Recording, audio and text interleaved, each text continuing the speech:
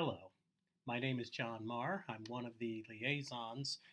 here at the Higher Learning Commission, and it's my pleasure to take this time to walk you through Criterion 3.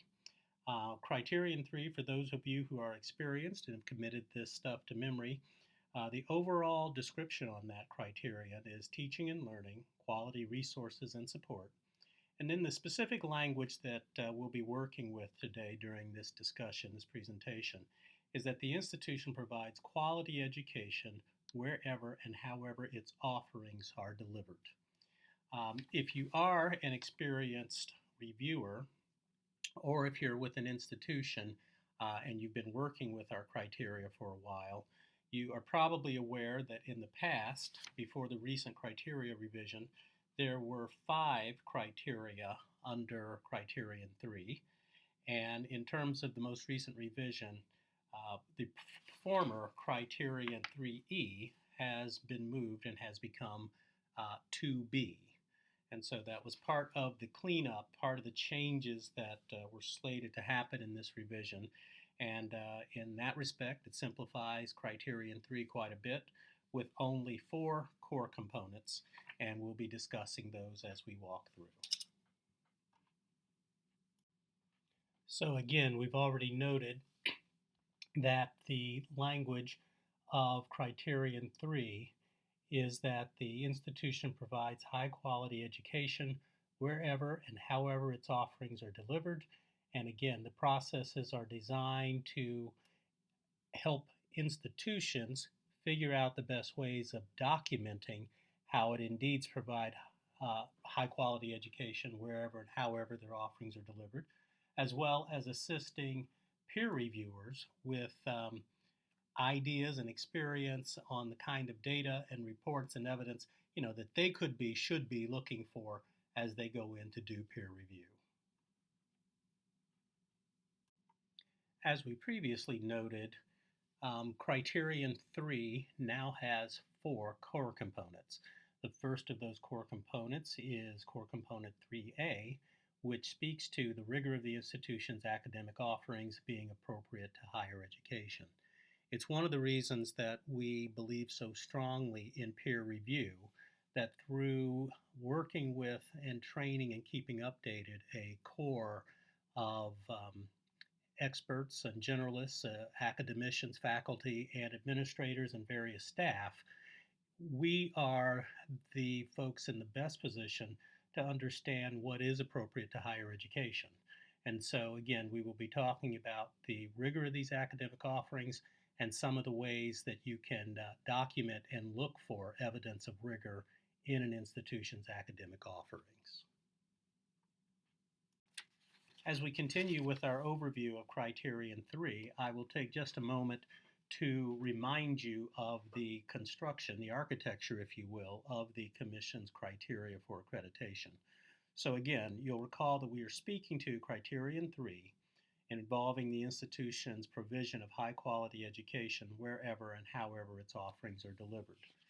That then moves into the 4 components that have been noted. We're discussing the first of those, 3A, which speaks to the rigor of the institution's academic offerings being appropriate to higher education.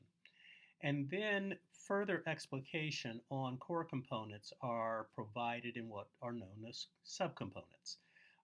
We won't be going through every subcomponent of every core component in this discussion, but with a feel for the way that the criteria are built, building upon or from the main criteria through core components and down to subcomponents, the ways in which institutions work to provide evidence that they are fulfilling the criteria can be spoken to with a great deal of specificity and detail down to the level of subcomponents that are appropriate. It may be important to remind those of you listening that institutions are not required to write and provide evidence for every one of the subcomponents we provide. We provide those as a guide. They are very helpful and useful for a lot of institutions, but they are not specifically applicable to every single institution within our region. And so it's important to think of the subcomponents as guideposts and as helps and prompts that can help an institution document and provide its evidence relative to the core components, but there is no absolute requirement that every subcomponent be addressed by an institution. They should be addressed as they are applicable and make sense in providing evidence for a core component. And so, with respect to that architecture, some of the subcomponents relative to core component 3A has to do with the three bullets you're looking at here, that courses and programs are current and require levels of student performance that are appropriate to the credential being awarded. A second one here would be that the institution articulates and differentiates learning goals for all levels and types of degree programs, and the program quality and learning goals are consistent across all modes of delivery and all locations. And so, again, these are some guides, some ways that institutions might very well be looking to capture evidence and provide documentation that indeed their courses and programs are current. One of the reasons that program review is so important, not only within its context having to do with assessment of student learning outcomes, but program review and the data that comes out of program review is probably the clearest way for institutions to show that they are benchmarking their programs, they are comparing them and studying them against prevailing practices in education and the professions and areas that these courses might very well be providing some background for. And so data coming out of program review becomes evidence that institutions can use to show that their programs are current and that levels of student performance are appropriate to the credential being awarded at whatever degree level that might be, and including certificates. Certificates, baccalaureate degrees, master's degrees, doctorate degrees. Institutions should be able to show how they have engineered and developed their programs and how the outcomes that they are administering these programs against are appropriate to those respective credentials. Basically, again, you're looking for institutions to articulate the difference between learning goals at levels and types of degree programs, and that, again, this important notion that students are getting quality no matter where and how their instruction is being delivered. So this notion of consistent quality and learning goals that are consistent across all modes of delivery and in all location where instruction is provided is really critical to core component 3A. So again, with respect to criteria 3 and core component 3A, I'm about to share with you the last element of basically how the presentation is constructed. So we started with the specific language that defines criterion 3. We then moved into core component 3A. We then spent a little time giving you a feel for the subcomponents that support 3A. And now I will share with you some examples of evidence that you may look for from institutions as they look to provide their documentation that they are indeed meeting core component 3A. And so some of the examples of evidence that would make sense to look for would be things like policies and requirements for program completion, which are typically found in catalogs and handbooks and other publications made available for students. Course syllabi are certainly a mainstay in showing how particular courses are constructed, what their learning outcomes are, how those perhaps feed programmatic outcomes, and how they perhaps contribute to general education outcomes. Course syllabi end up being very important examples of evidence. There may very well be advising sheets, plans of study, things of that nature that can give you a sense, again, for how a given degree or certificate program is put together, as well as various surveys. HLC does require a student survey as a part of comprehensive evaluation, but institutions may very well administer their own student surveys as a way of getting a sense for the student experience and how courses are going and how things have been put together.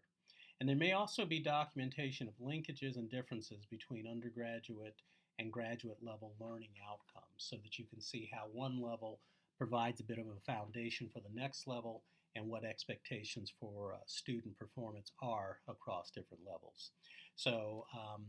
one other pretty important piece of information relative to your work and review in taking a look at criteria and core components is a companion document that the Commission puts out entitled Providing Evidence for the Criteria for Accreditation.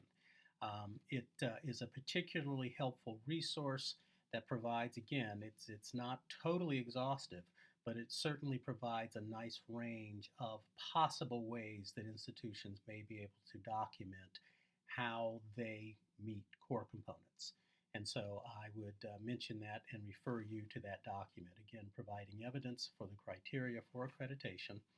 And that's basically how this particular web presentation is put together. And we will keep moving on to core component 3B. In some respects, core component 3B is among one of the most intimate of the core components that we probably have across all of the criteria.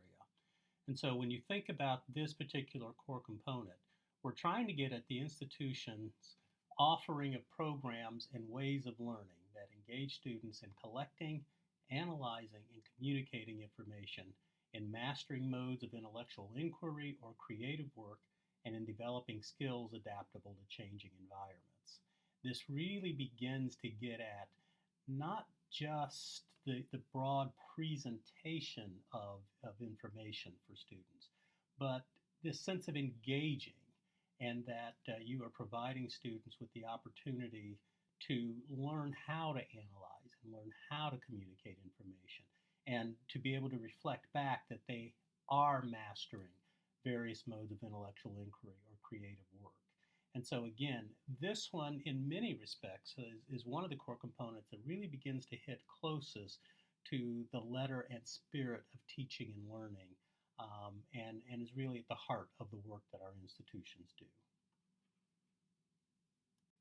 So now diving a little deeper into core component 3B, this is where we begin to speak in terms of general education, and this notion that a general education program is expected to be appropriate to the mission of the institution, and that it articulates learning outcomes that are grounded in a philosophy or framework. We expect institutions to think about their mission and to think about the typical components of what we think of as general ed, and how they construct and put together and impart general education outcomes as a way of helping their institutions, what this institution believes to be the most important knowledge and skill areas that kind of define their graduates. And so that's this notion of the philosophy or framework that hopefully you'll be able to see in institutions' general education programs. General ed is not to be just a hodgepodge of things kind of thrown together, but it is certainly our hope and expectations that institutions are thinking about their general education offerings and putting them together, and can talk about them in ways that allow those courses and learning experiences to hang together in a way that, again, helps to define what they believe is important for their graduates to take away from their collegiate experience. Also looking for some recognition that an institution is working to address human and cultural diversity and helping their students acquire lifelong skills to live and work in a multicultural world. When you think about it, there probably just aren't any other social institutions in our country right now that could be said to have a role in helping to address things like cultural diversity, and some of the outlook and some of the knowledge and experiences that it will take for people to kind of, along a lifetime of career and work and all of that, to be able to function with increasingly different factors and people and demographics and backgrounds. And so this is a kind of a defining characteristic of colleges and universities these days. And core component 3B is where we begin to look for institutional commitment and performance in that area. And then we're also looking in core component 3B to see some evidence that students and faculty are contributing to scholarship and creative work in the discovery of knowledge. Obviously, in graduate level work, that contribution to scholarship is a very big and deep and fairly heavy part of what defines graduate education in the United States. But increasingly, students at all levels have an opportunity to write, to perform, to create, to develop things that at every level of their education that potentially contribute some degree of scholarship and creative work and begins to bring about their ability to display, their ability to discover and use knowledge. And so again, one of the core component area that you'd be looking for in core component B as applicable. So some of the examples of evidence that you might be looking for relative to an institution's documentation of its performance in core component 3B might include a review of their general education program. General education programs aren't just constructed one time and not reviewed. We would certainly expect attention to general ed and some indication that the general education program is reviewed and updated as makes sense for it to stay current and to serve students as well as it can over the course of an institution's history. We would expect to see processes for developing curricula and course outlines as one way of conveying an institution's commitment and effectiveness in 3B. Policies on diversity in hiring and student protection and affirmative action, the kinds of artifacts that come out of meetings and agenda and reports and different things that help institutions define their commitment and their working in and around diversity and how that ultimately translates into learning experiences for their students. And then policies on institutional scholarship and some evidence of notable faculty and student achievements. These are the types of things that often give an institution some bragging rights relative to the kind of work that their scholarship, that their students and faculty scholarship are showing. And so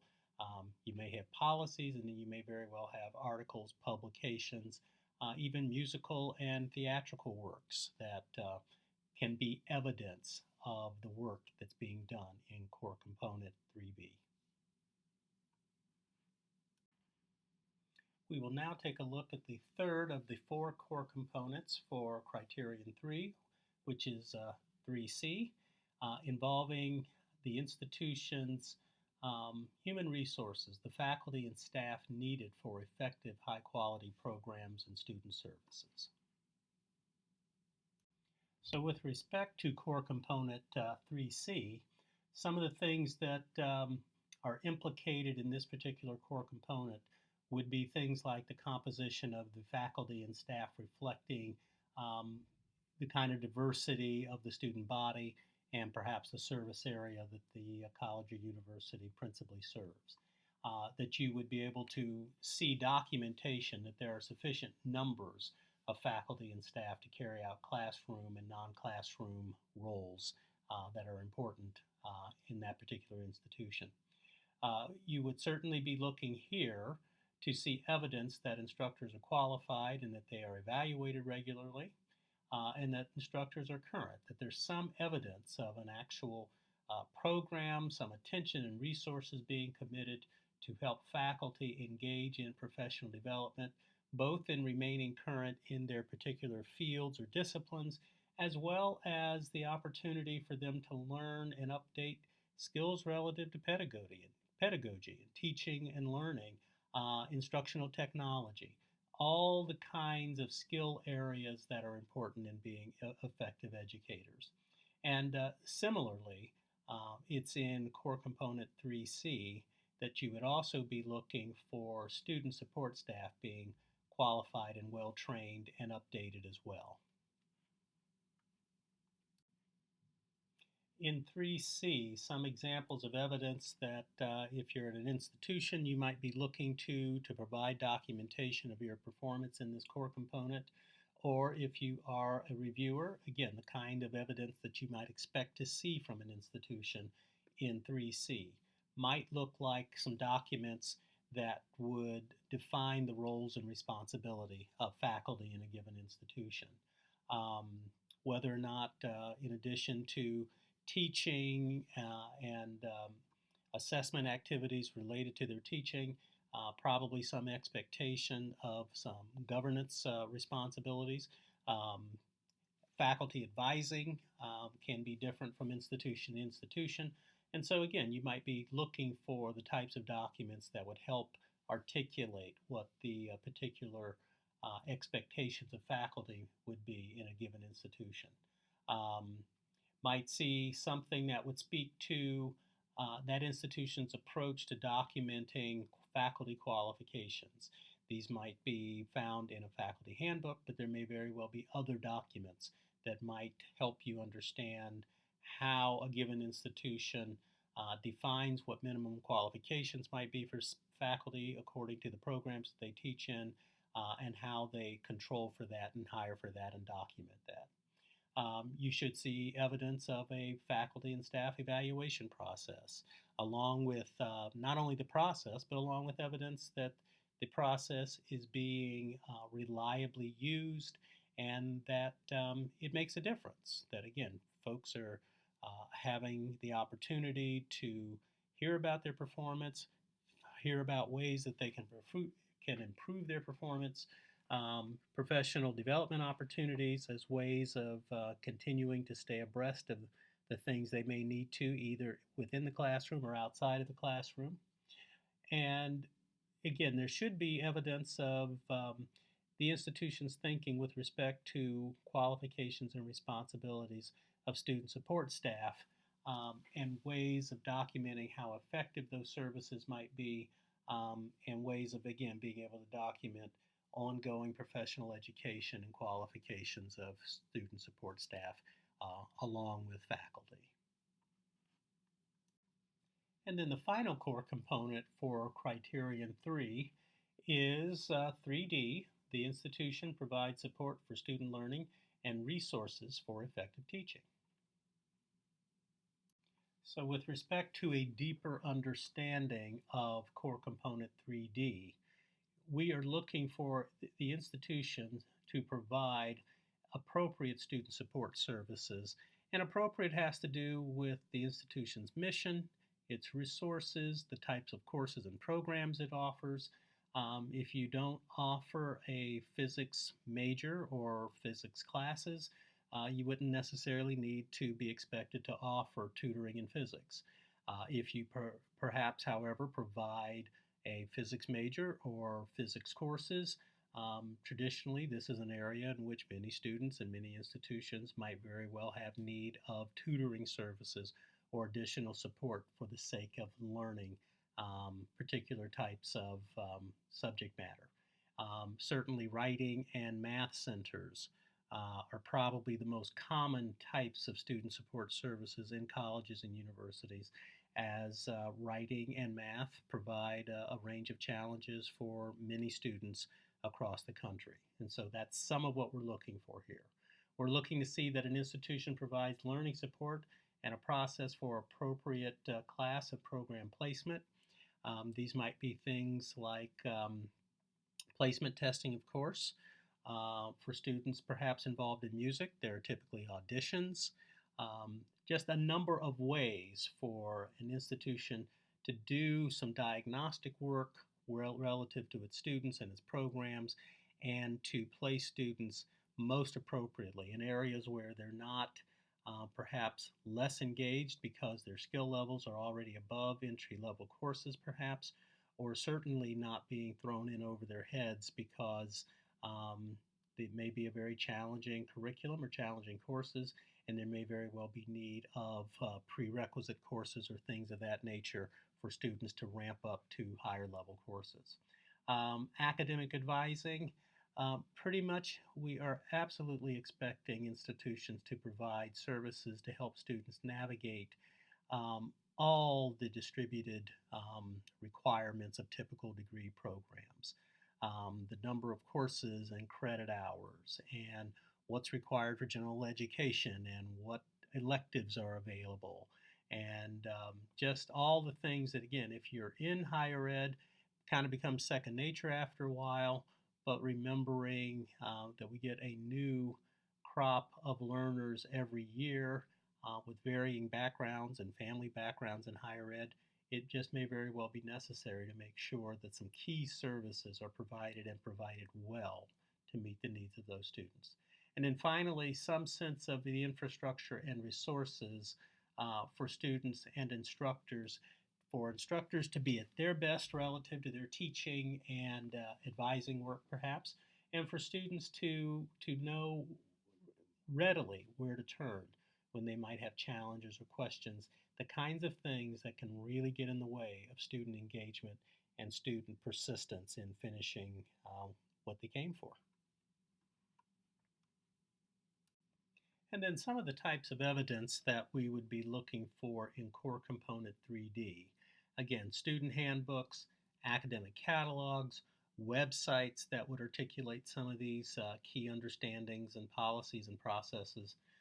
list of student support services that are available and who those services are designed to serve and how students gain access to them, tutoring and education support services, libraries and online resources for students is not just about um, buildings with books and magazines in them. We're talking about a lot of these resources having to be made available to students electronically, particularly for institutions that are doing a lot of online instruction.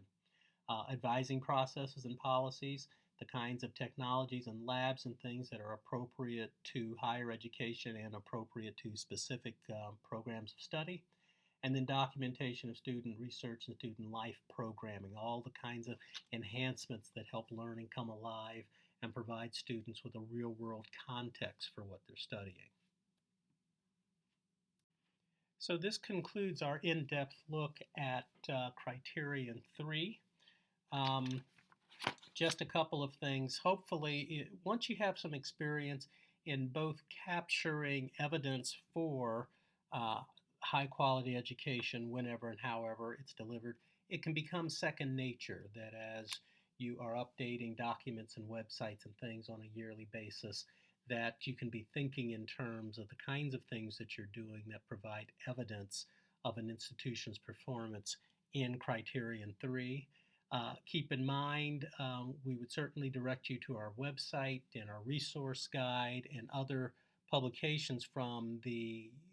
Commission to help you gain the clearest understanding not only of Criterion 3, but all of the criteria for accreditation. And at any point in time that you might have questions about any of the criteria or core components, we certainly invite you to be in touch with those of us that serve as liaisons and work closely with your institutions to help make sure that we're being as clear as possible in our expectations with respect to criteria, core components, and the various processes that we administer here at the Commission. I thank you for joining me for this walk through Criterion 3 and hope that this presentation, along with the other overviews of our criteria, are helpful to you in your roles in your institutions, or perhaps your roles as reviewers and other folks that are engaged with the work of the Higher Learning Commission. Thank you very much.